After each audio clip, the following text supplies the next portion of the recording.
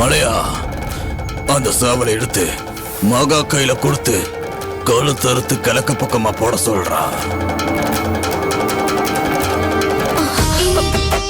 காட்டுமல்லி, போகாதம்மா. ஏமா, ஒரு உயிர் பிறக்க இன்னொரு உயிரை ஏன் பலி கொடுக்கணும்? இதெல்லாம் சரியில்லைம்மா. கேட்டது கிடைக்க நம்மளால வேள்வி பண்ண முடியும். இத்தனை நாளா நான் அப்படித்தானே செஞ்சேன். இது தலைவரோட வேள்விமா, அவரோட முடிவு. அவரை கேள்வி கேட்கவோ தடுக்கவோ நமக்கு எந்த உரிமையும் இல்ல. நிறுத்துங்க. உட்காருங்க. முடியாது. நீங்க என்ன பண்ண போறீங்கன்னு எனக்கு தெரிஞ்சு ஆகணும். ஒரு உயிரை உருவாக்குறது லேசான விஷயம் இல்ல. அதுக்கு ஒரு உயிரை பலி கொடுக்கணும். முடியாது. என்னால இதை அனுமதிக்க முடியாது. ஒரு உயிர் பொறுக்கிறதுக்கு இன்னொரு உயிரை ஏன் பலி கொடுக்கணும்? இந்த மாதிரி மூட நம்பிக்கையெல்லாம் நான் நம்புறதே இல்ல.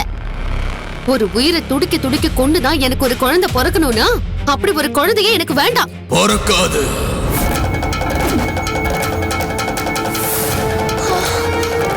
உனக்கு குழந்தை பிறக்காது.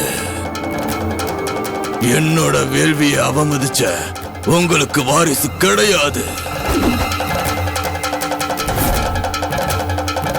காலங்காலமா நாங்க செஞ்சிட்டு வர்ற வேள்வியை பழிக்கிற உனக்கு குழந்தை சமக்கிற தகுதி இந்த ஜென்மத்துல இல்ல.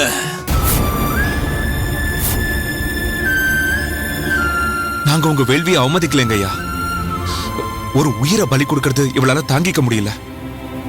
அவளுக்காக நான் மன்னிப்பு கேட்டுக்கிறேன். எங்களை மன்னிச்சிருங்க ஐயா.